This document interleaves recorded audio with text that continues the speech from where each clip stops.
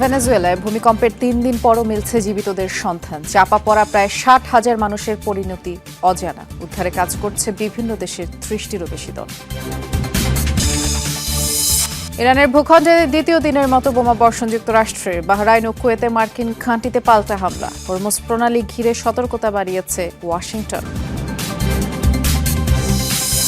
৪ দিন আগের আকস্মিক বন্যার পানিতে এখনও প্লাবিত ভারতের অরুণাচল। যোগাযোগ বিচ্ছিন্ন কেই পানিয়র জেলা। প্রাণ ঝরেছে দুজনের।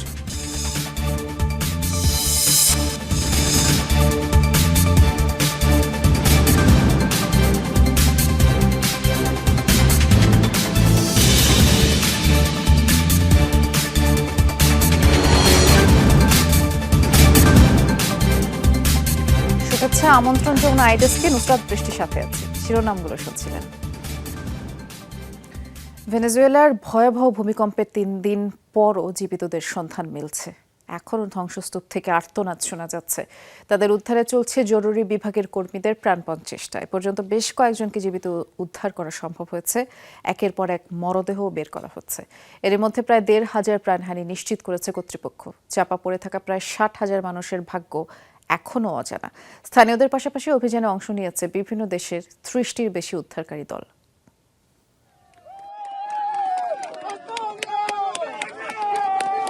চারপাশে যখন মৃত্যুর মিছিল, তখন উদ্ধারকর্মীদের প্রাণপণ চেষ্টায় প্রাণের সন্ধান। আবেগ ধরে রাখতে না পেরে কান্নায় ভেঙে পড়লেন ভূমিকম্পে চাপা পড়েও জীবন ফিরে পাওয়া এই ব্যক্তি।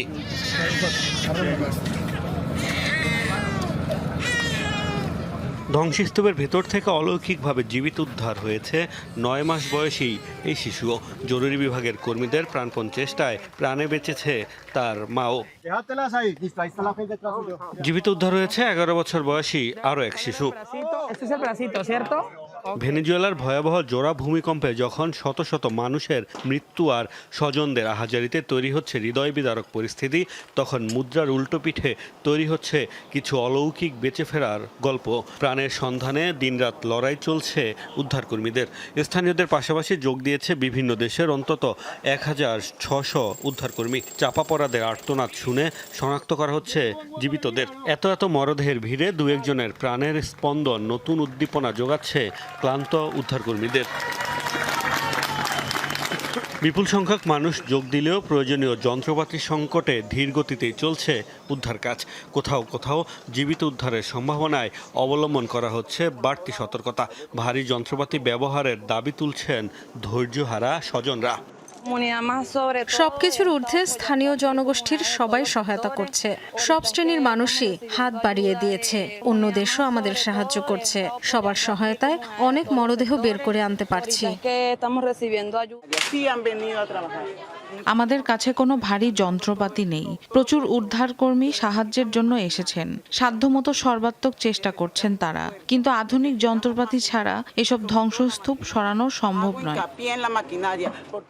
জাতিসংঘের হিসাব মতে ভেনেজুয়েলায় এখনও নিখোঁজ প্রায় ৬০,০০০ মানুষ। সময়ের সাথে কমছে আটকে পড়াদের বেঁচে থাকার সম্ভাবনা। মোস্তফা মাহমুদ, যমুনা নিউজ। ভেনেজুয়েলায় ভূমিকম্পে নিহতদের মরদেহের জায়গা হচ্ছে না হিমঘরে কিংবা মর্গে। সারি সারি মরদেহ রাখতে হচ্ছে খোলা জায়গায়। তীব্র গরমে দুর্গন্ধ ছড়াচ্ছে। এর মধ্যে আপনজনকে খুঁজে চলেছে বহু মানুষ। নিখোঁজ প্রায় ৬০,০০০ মানুষের সন্ধানে ধ্বংসস্তূপ আর মর্গের সামনে ভিড় করছে স্বজনরা।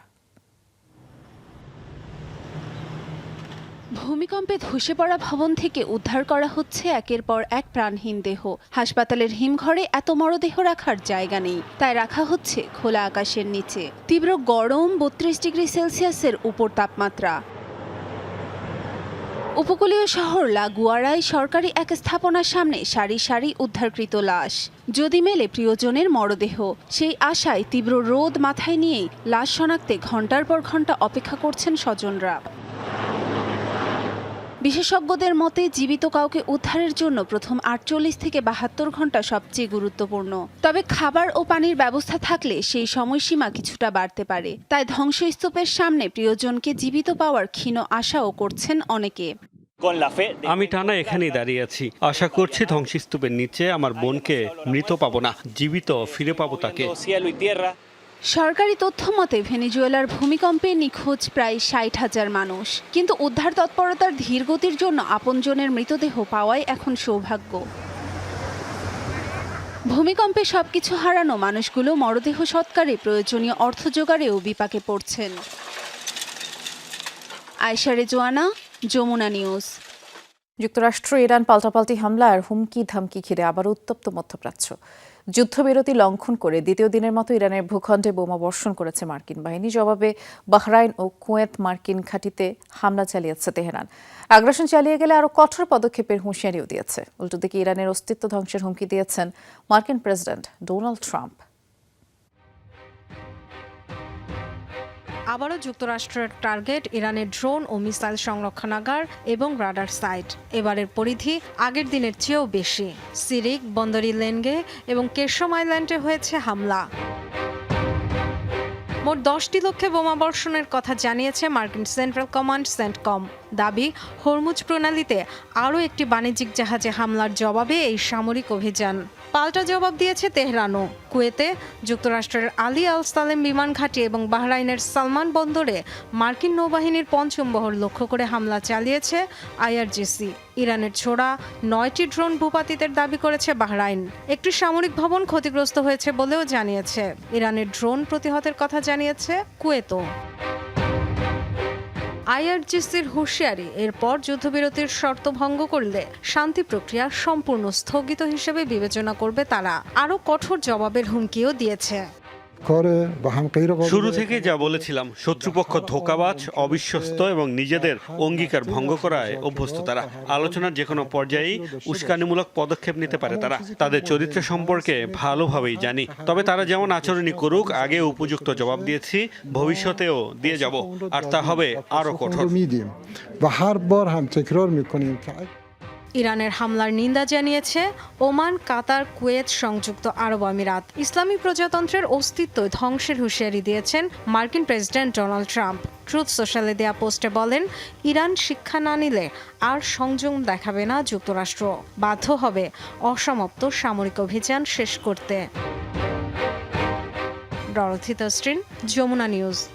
হরমুজ প্রণালীতে নিরাপত্তা ঝুঁকির মাত্রা বাড়িয়েছে যুক্তরাষ্ট্র এবং সাগরে পাতা মাইনের বিষয়ে সতর্ক করা হয়েছে মার্কিন নাবিকদের। গুরুত্বপূর্ণ জলপথটিতে পরপর দুদিন 2টি বাণিজ্যিক জাহাজে হামলা হয়েছে এবং এরপরই ঝুঁকির মাত্রা মাঝারি থেকে উচ্চ নির্ধারণ করেছে joint maritime information centre. Mine অপসারণে নৌবাহিনীর তৎপরতাও বাড়ানো হয়েছে। যুক্তরাষ্ট্র ইরান সমঝোতার পর হরমুজ প্রণালী দিয়ে জাহাজ চলাচল বাড়তে শুরু করে, তবে সবশেষ হামলা দুটির প্রভাব পড়েছে সেই চলাচলে। এর আগে গুরুত্বপূর্ণ নৌপথটিতে জাহাজ চলাচলের নির্ধারিত নিয়ম মেনে চলতে হবে বলে জানিয়েছিল ইরান।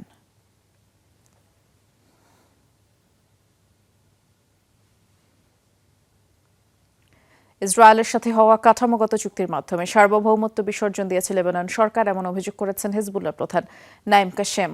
এই চুক্তি প্রত্যাখ্যান করে ইরানের ও যুক্তরাষ্ট্রের মধ্যকার সমঝোতার শর্ত বাস্তবায়নের দাবি জানিয়েছেন তিনি। ওয়াশিংটনে স্বাক্ষরিত কাঠামোগত চুক্তিটি লেবাননের জন্য অবমাননাকর, কলঙ্কজনক এবং সার্বভৌমত্ব বিসর্জনের শামিল। আমাদের কাছে এই চুক্তির কোনো অস্তিত্ব নেই, বরং ইরান ও যুক্তরাষ্ট্রের মধ্যকার সমঝোতা স্মারকের শর্তাবলী অবশ্যই বাস্তবায়ন করতে হবে। ইসরায়েলের প্রধানমন্ত্রী বেনিয়ামিন নেতানিয়াহুর একটি বক্তব্য, তিনি বলেছেন যে ভূমধ্যসাগর থেকে জর্ডান পর্যন্ত 2 রাষ্ট্র গড়ার কোনো সম্ভাবনা নেই। শনিবার এক প্রেস কনফারেন্সে এমন মন্তব্য করেন তিনি। আমার সরকারের 2 রাষ্ট্র তৈরির কোনো সুযোগ নেই। ভূমধ্যসাগর থেকে জর্ডান পর্যন্ত 2 দেশ বানানোর কোনো সম্ভাবনা নেই। বছর 3 আগে বিষয়টি নিয়ে মতভেদ থাকলেও এখন পরিস্থিতি বদলেছে। অনেকেই এই সিদ্ধান্তের বিরোধিতা করছেন।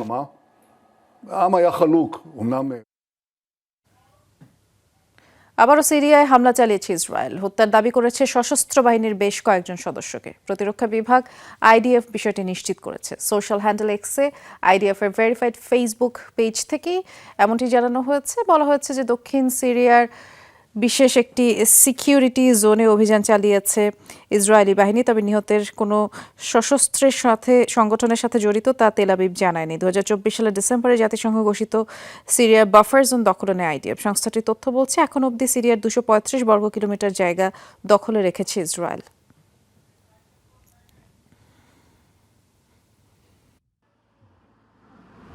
ইসরায়েলের আসন্ন নির্বাচন ঘিরে প্রধানমন্ত্রী নেতানিয়াহুকে কঠিন চ্যালেঞ্জ ছুড়ে আলোচনায় সাবেক সেনাপ্রধান গাদি আইজেনকোট। জনমত জরিপে বেশ এগিয়ে তার দল ইয়াশার পার্টি। কট্টর সামরিক নীতি ও নেতানিয়াহুর রণকৌশলের সরাসরি সমালোচনা করে বেশ জনপ্রিয়তা কুড়িয়েছেন মাত্র 4 বছর আগে রাজনীতিতে আসা এই সেনা কর্মকর্তা।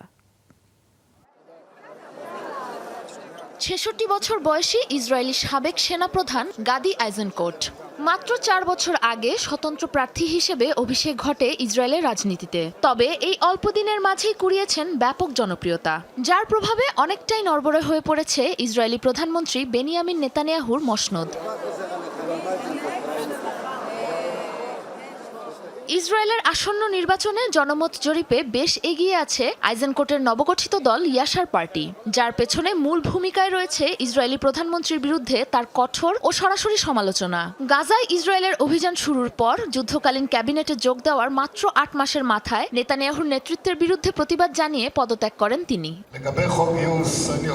যুদ্ধে নির্ধারিত লক্ষ্য অর্জন করে কৌশলগত অবস্থানকে শক্তিশালী করা, দুই ক্ষেত্রেই ইসরায়েল সরকার সম্পূর্ণ ব্যর্থ হয়েছে। প্রকৃতপক্ষে মধ্যপ্রাচ্যের 3টি প্রধান অঞ্চলের কোনোটিতেই এই লক্ষ্যগুলো অর্জিত হয়নি, যার কারণ প্রধানমন্ত্রী দেশের স্বার্থের চেয়ে নিজের দল, ব্যক্তিগত ও অভ্যন্তরীণ বিষয়গুলোকে বেশি গুরুত্ব দিচ্ছেন। ইসরায়েলের সামরিক নীতিতেও তার ছিল বিস্তর প্রভাব। দায়িত্বে থাকাকালীন লেবাননের সশস্ত্র গোষ্ঠী হিজবুল্লাহদের প্রতিহত করতে দানিয়েহ ডক্ট্রিন নামের একটি নীতি চালু করেন আইজেনকোট, যার আওতায় হিজবুল্লাহর হামলার জবাবে তাদের ঘাঁটির পাশাপাশি টার্গেট করা হয় বেসামরিক এলাকাগুলো। সাম্প্রতিক সময়ে ইসরায়েলের বাধ্যতামূলক সামরিক সেবা আইনের নতুন নীতির বিরুদ্ধেও বেশ কঠোর অবস্থানে থেকে জনসাধারণের ব্যাপক আলোচনাতেও এসেছেন তিনি। তার সেই ক্ষমতা আছে, তিনি একজন সৎ মানুষ। আমার মনে হয় তার মতো একজন যোগ্য ব্যক্তি দেশের হাল ধরতে পারবেন, যা এর আগে কেউ করতে পারেননি। মরক্কোর অভিবাসী আইজেনকোটের প্রভাব রয়েছে উত্তর আফ্রিকান বংশোদ্ভূত ইহুদিদের মাঝেও। এছাড়াও 2023 সালে গাজায় দায়িত্ব পালনের সময় হামলায় তার ছেলে ও 2 ভাতিজার মৃত্যু গভীরভাবে স্পর্শ করেছে ইসরায়েলিদের। চলতি বছর ডিসেম্বরে আসন্ন নির্বাচনকে ঘিরে নেতানিয়াহুর লিকুদ পার্টিকে বেশ জোরালো চ্যালেঞ্জ ছুড়ে দিয়েছে আইজেনকোটের দল। জনমত জরিপে এগিয়ে থাকায় আত্মবিশ্বাসের সাথে নির্বাচনের প্রস্তুতি নিচ্ছেন সাবেক সেনাপ্রধানের ইয়াশার।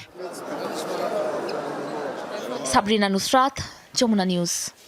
মাত্র একদিনের বৃষ্টির আকস্মিক বন্যায় বিপর্যস্ত ভারতের অরুণাচল প্রদেশ। সবচেয়ে ক্ষতিগ্রস্ত কেইপানিয়র জেলার বিভিন্ন অঞ্চল এখনও প্লাবিত, ধীরগতিতে উদ্ধার কার্যক্রম চলছে।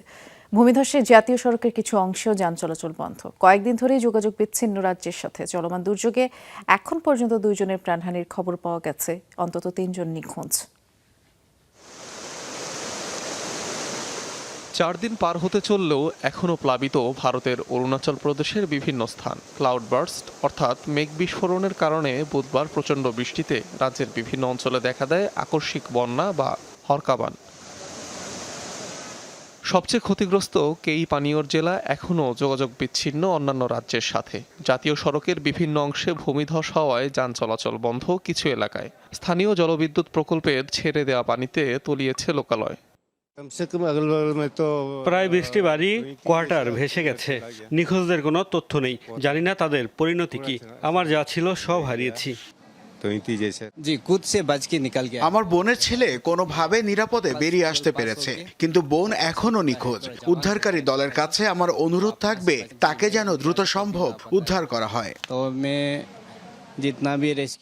ক্ষতিগ্রস্ত এলাকায় মোতায়েন করা হয়েছে রাজ্য ও জাতীয় পর্যায়ের দুর্যোগ মোকাবিলা দল। চালু রয়েছে ত্রাণ সহায়তা কার্যক্রমও। উদ্ধার করা হয়েছে বেশ কয়েকজনকে, পাওয়া গেছে মরদেহ। তবে দুর্গম অঞ্চল ও প্রতিকূল আবহাওয়াজনিত কারণে ধীর গতিতে চলছে উদ্ধার অভিযান। এরকম আগে কখনো হয়নি, এটাই প্রথম। পানির এত তীব্রতা আমরা কল্পনাও করতে পারিনি। কোনো মতে একটা ব্যাগে কিছু জামাকাপড় নিয়ে বাড়ি থেকে বেরিয়ে পড়ি। অরুণাচলে হরকাবানের জেরে উচ্চ সতর্কতা জারি করা হয়েছে আসামে। অনিক রহমান, যমুনা নিউজ। পূর্ব চীন সাগর ও জাপান সাগরের আকাশসীমায় যৌথ মহড়া চালিয়েছে রাশিয়া ও চীন। শনিবার এই তথ্য জানিয়েছে রুশ প্রতিরক্ষা মন্ত্রণালয়। প্রায় 6 ঘণ্টা ধরে মহড়া চলে। এতে অংশ নেয় 295 MS মিসাইল ক্যারিয়ার। আর সে সময় অন্য কোনো দেশের আকাশসীমা লঙ্ঘন করা হয়নি বলে দাবি করেছে মস্কো। দক্ষিণ কোরিয়ার সামরিক বাহিনী জানিয়েছে রাশিয়া ও চীনের বিমান দেশটি এয়ার ডিফেন্স আইডেন্টিফিকেশন জোনে উড়েছিল, তবে আকাশসীমায় প্রবেশ করেনি। তাই অপ্রীতিকর কোনো পরিস্থিতির খবর পাওয়া যায়নি। ইউক্রেনের দুটি MiG-29 ফাইটার জেট ধ্বংসের দাবি করেছে রাশিয়া। শনিবার এই হামলার ভিডিও প্রকাশ করেছে রুশ প্রতিরক্ষা মন্ত্রণালয়। এতে ইউক্রেনের মিকোলাইভ অঞ্চলে ড্রোন হামলার মুহূর্তটি প্রকাশ করা হয়। ভিডিওটিতে দুই পৃথক ইউক্রেনীয় ঘাঁটিতে দুটি মেঘ যুদ্ধ বিমানকে অবস্থানরত দেখা যায়। এ সময় ফাইটার জেটগুলোতে ড্রোন নিয়ে সুনির্দিষ্ট হামলা চালানো হয় এবং পরে মুহূর্তেই আকাশযানগুলো থেকে আগুন ও ধোঁয়া উঠতে দেখা যায়।